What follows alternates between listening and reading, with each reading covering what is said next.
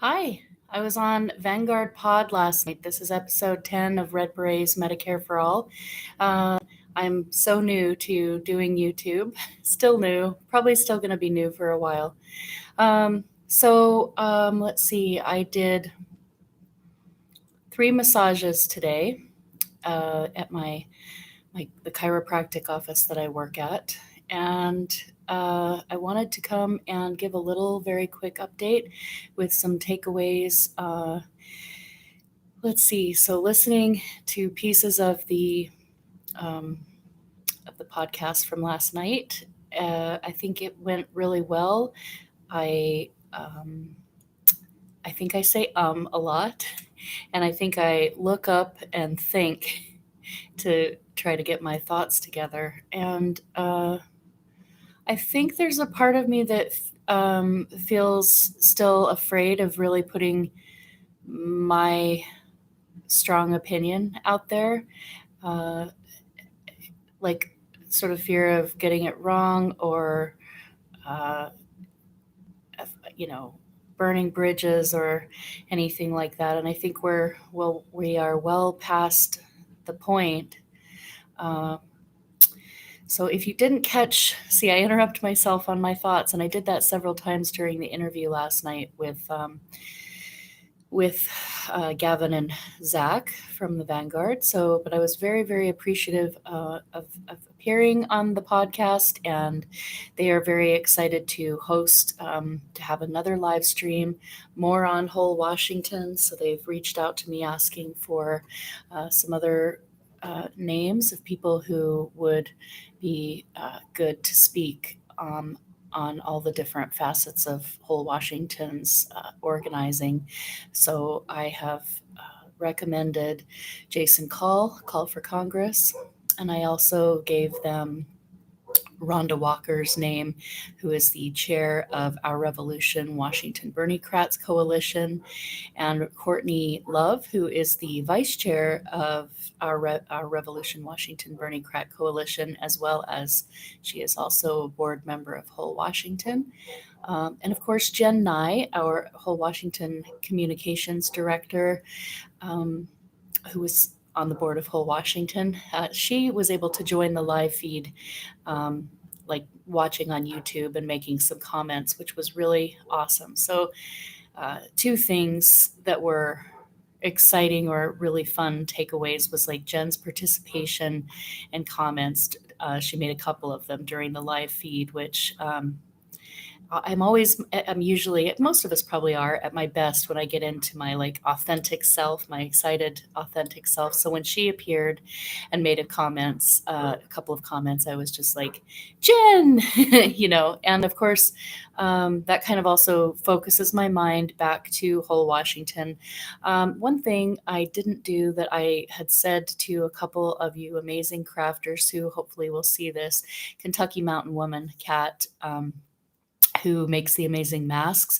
I had told her hopefully that I would have a chance to wear her mask. And I always want to shout Fran out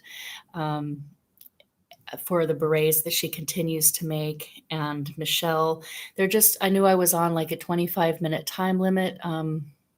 I'm hoping that there will be, and Zach and Gavin assured me that they are happy to have me and others from Whole Washington back as often as we want. So it's definitely not the end of sharing, it's the beginning. And I'm really, really pleased about that. And saying a few too many times or pausing to get my thoughts together when my thoughts tend to sort of be all over the place, and that stops it from being coming out really, really directly.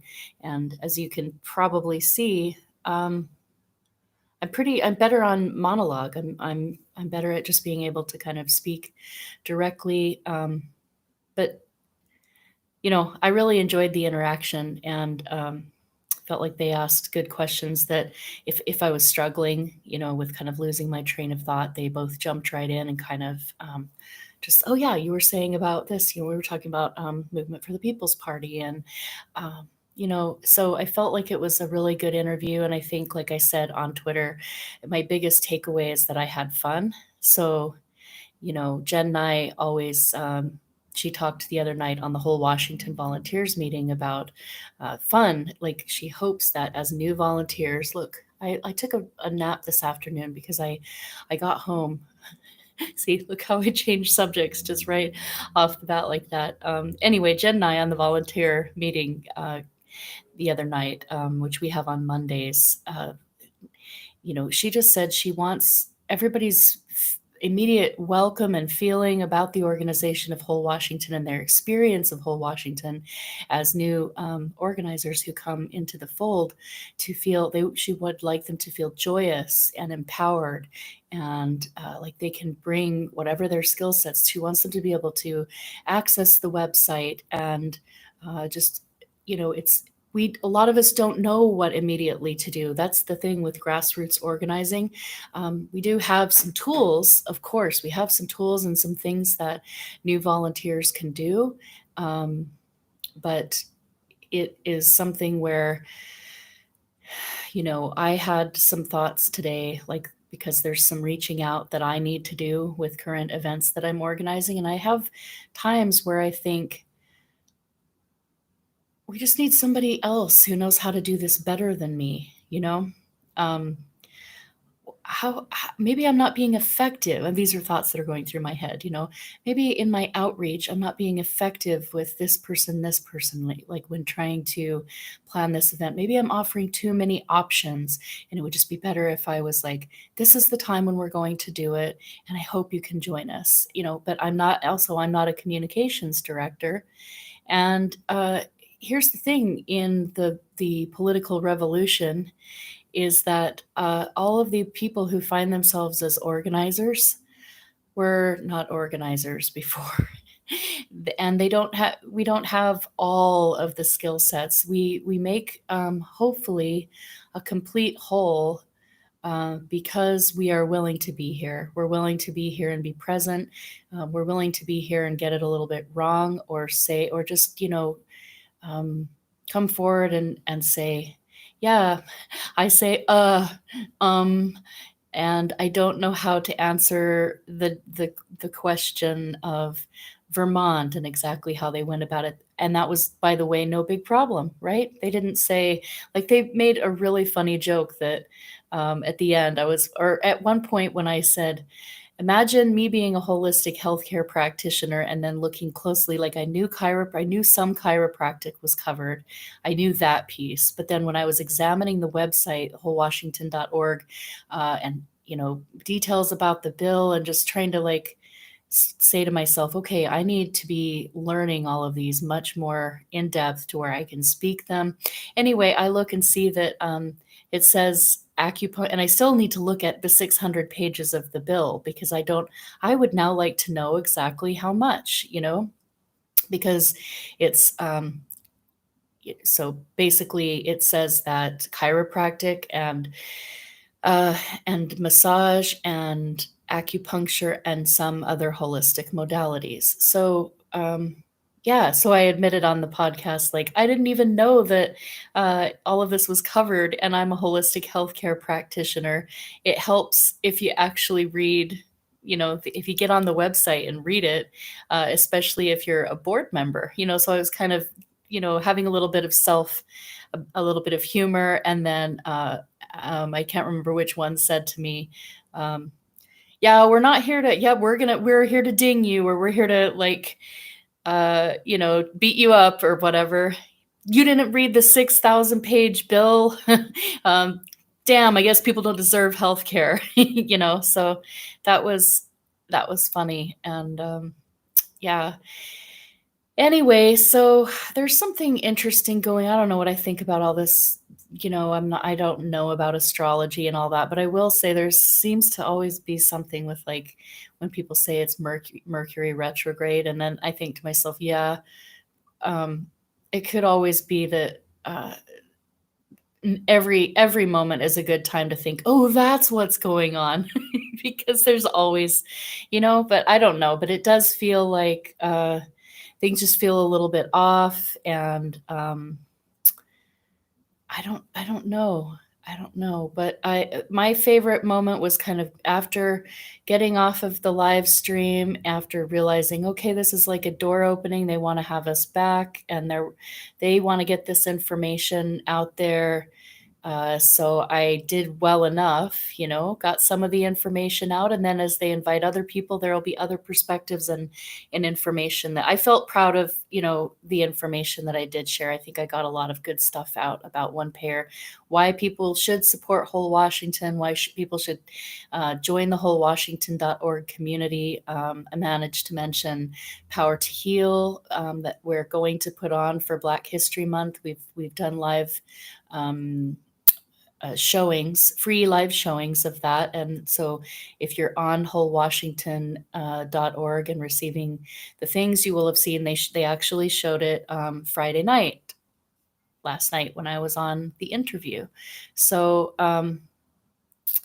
but I would like the time to plan and hopefully get an affirmative from one or both of the wonderful panelists that I've reached out to. But at the end of the day, if the timing doesn't sync up with either of them, we are still going to be doing this wonderful showing with Andre Stackhouse hosting, and a panel discussion.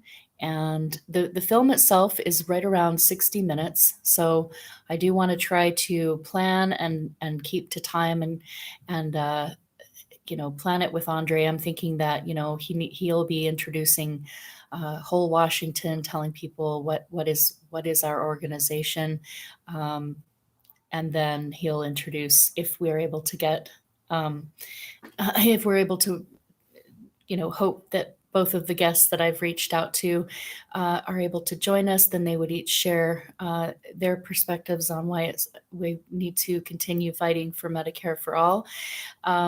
And then so that would probably be about 10 or so minutes apiece. And then we would watch the film, and then we'd come back from that, and and they would give their impressions of Power to Heal, and then take some questions from the audience. And I would, at some point, either prior to the film and then maybe for a minute or two after, Andre would pass it to me for a moment for me to talk about our grassroots fundraising and how people can support the crafting cause and Whole Washington at the same time.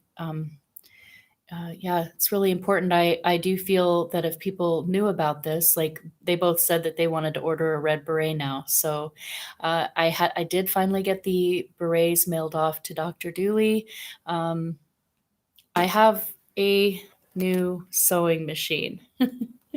And I used this today it's a very, very basic model. I came home and my husband had gone and bought it for me. So it was the least expensive model that they had, because literally all I need it for is to sew labels on berets. But they do look good with this. I want people, when they order one, of course, all the different crafters are going to just they're going to sew either their labels on, or they don't have to have labels. People know that they've ordered one, but it's just the fact that, again, a piece of the grassroots organizing and all these different people kind of putting things together for Red Berets and then in service to Whole Washington, was that a good friend of mine who is a state committee member and local organizer, she had these labels made up that say Red Berets, Medicare for all. And I still have quite a good handful of them. I love them. They're so awesome, and I want to put them on all of the berets. So, but I was hand stitching them on, and literally. So, what I was going to say is, there's just not time. There's some outreach that I need to do. I get behind on client notes, like when I agreed to take up more massage therapy and craniosacral hours. I want to keep those hours. I need those hours. And we've had office injuries to where I'm kind of the sole therapist there right now for massage anyway. But there's just more happening than can ever be done. So I don't ever want anyone, even though I didn't get around to naming names within the Red Berets, and that's because, as you could probably see, the interview had to be the initial time that they were able to offer. And that's the thing, is that they'll get us on again. And because some people are very succinct and able to get out a lot of information really really quickly and really efficiently, and that's not really how I communicate. I can hopefully get better at it, but it takes me a little longer to get to the points that I'm making. So as you could see, I kind of went into the history of how the Red Berets came about, how I got connected up to Whole Washington, what Whole Washington is doing. And then Power to Heal, Force the Vote. There was a lot that came in there. It's all really important, and I feel fortunate that there are people that are willing to engage and want to hear about our efforts. And I, especially at the very end, I felt really, really appreciated and thanked, because Zach said, this is really thankless work. The ground organizing that you're doing, and nobody wants to talk about Medicare for all now that we didn't get our candidate. And to those of us that have been doing this, that's preposterous. The whole reason that Georgia Davenport, and by the way, you guys, if you watch this, or whoever watches this, Georgia has, she enjoys doing the behind the scenes work. She let me know that today. She said, Laura, if you want to continue to put yourself out there for interviews to talk about this, and you're comfortable with it, I would be so appreciative of that. I like to be doing Action Network and emails and behind the scenes, the stuff that actually reaches out to real people. Not that she's saying this doesn't reach out to real people, but it makes her nervous, or just she doesn't enjoy it as much. That's the thing. And I think she does very well in interviews. And I told her, I want to see your face out there because I know the story and I know how much that you put into Whole Washington.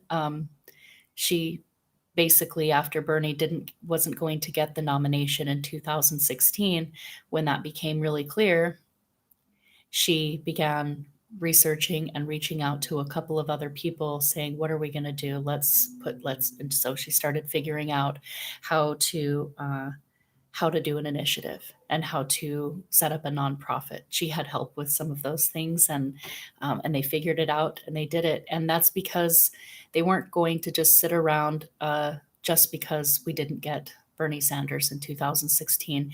And she did a ton of organizing for Bernie Sanders' campaign.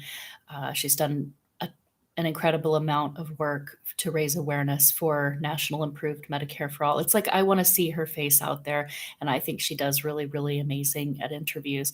But here's the thing about it, is that if it's not what makes her feel the most passionate, then whatever drains our batteries or stresses us out, that's pulling away from good work that we can be doing. And I also have to be careful with that, because if I give too many other things, that's why I'm not, among many reasons, that's why I will no longer do organizing with Democrats. I refuse to do that. I was there. I'm just not somebody who's going to show up to something to waste my time and to feel insulted and not included. And some of the stuff that myself and a couple other people went through with local Democrats, including an interaction that I had with now Lieutenant Governor Denny Heck, just for asking him if he would co-sponsor HR 676. I filed literally an assault charge because he yelled, "Never, I will never support that." And he got right in my face and put his hand around my wrist. I didn't have any bruising or any whatever, but I wasn't harmed, but it was an extremely aggressive reaction to a constituent.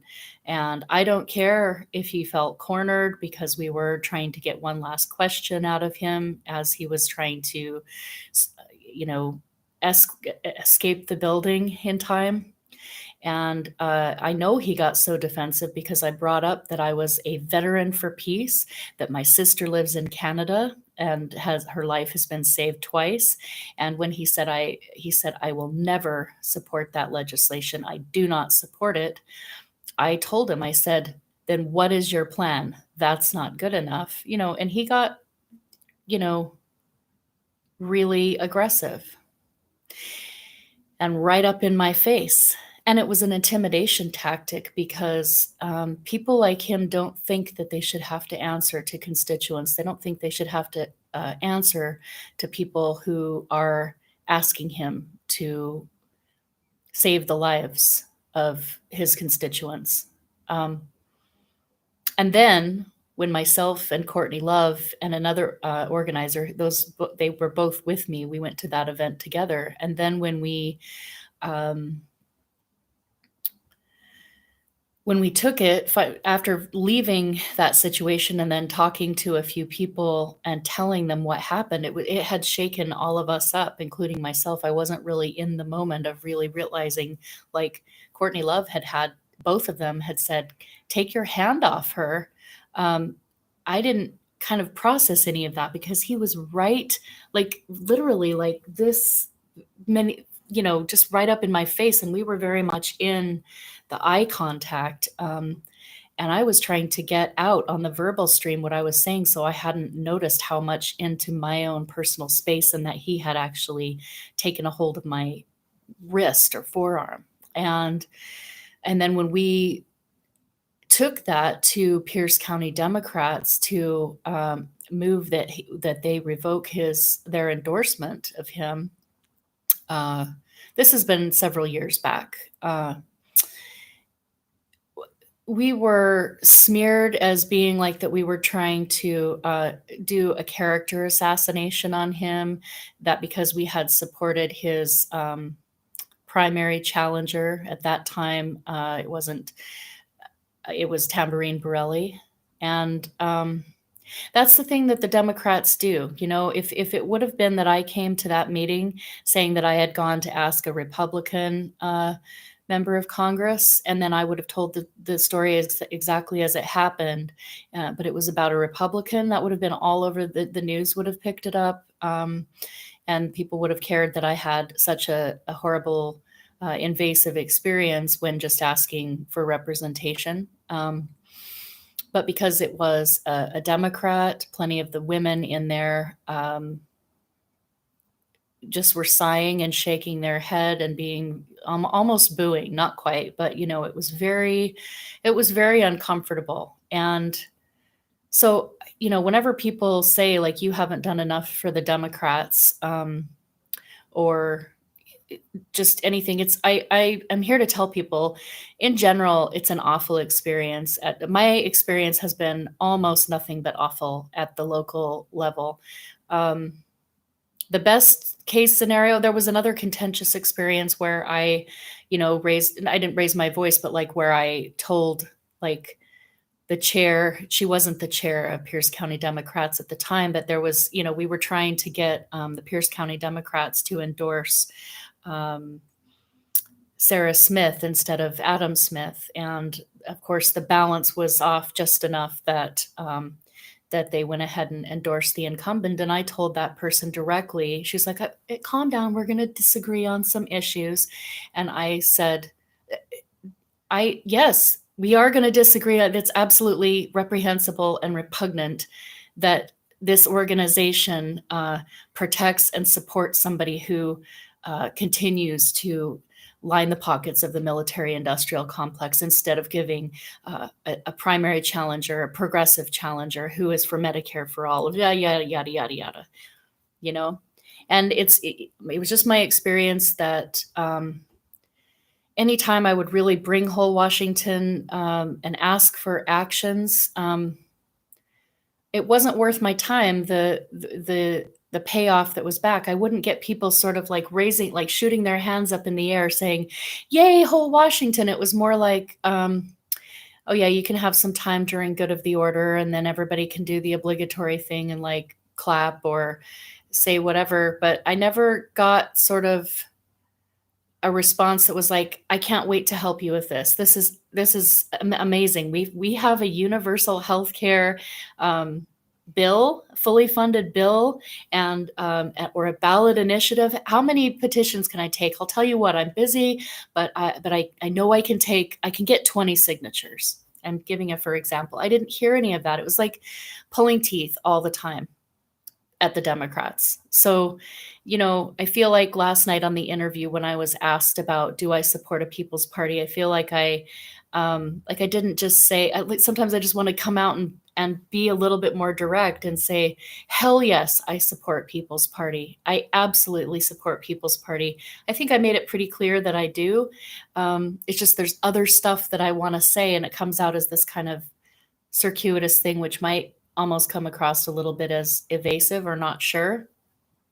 There just isn't time to go into all of the history with the Democrats. But at this point in time, I am more likely to go outside with a picket sign, with the names and somebody live streaming me as people go into the, except it's all on Zoom right now. There's so much that we can't do. But I'm just of the belief that for my own wellness and, I don't like wasting my time. It's an enormous waste of time, in my opinion. And again, like everyone can hold their place as a PCO because that's where there's power. And it just depends on how you feel about it. I personally, the feeling of being part of that corrupt organization makes my stomach hurt. It takes away from my activism. It takes away from my energy for what I have to give. So that was what my point was, that if, as much as I want Georgia's face to be out there to the public, to tell all about this amazing work that she's done, if she's not as comfortable, I will do it and others will do it. Because if she's being nourished and receiving not depleting her energy. We can't afford to do that. So, because we're doing, most of us are doing the tasks of several people, and hopefully just more and more and more people come into the fold. And, yeah, but it felt really, really good to get Dr. Dooley's berets all mailed out, all of them with labels on them. And I don't know if I really gave any updates that were that were good or not, but I definitely recommend, if you have not seen, and I got about halfway through. I was trying to watch it at work, but prior to the Vanguard interview, I had gone onto wholewashington.org, and right under, so if you go to wholewashington.org and you go under information, if you click the information tab and then resources, I think, and then under resources, there should be articles and there should also be videos. So click on videos, and they have at least two, the top two videos. There is Georgia Davenport, founder and field director's interview with Ron Placone. That was recent. I mean, it was in December, so still somewhat recent. It was a great interview. So I recommend you check that out. And really, if you want to get into the policy questions and share some, Cindy Jacobs is, I know that she co-authored the legislation, and she has all of the answers to implementation and to the waivers questions and to all, just everything like that. So that's an interview I'm going to have to listen to probably several times, but I recommend it. So go to wholewashington.org and listen to those interviews, and and also share them out on your social media, wherever you are, if you're on Twitter or Facebook or wherever. Okay. Thank you very much, and we'll see you soon.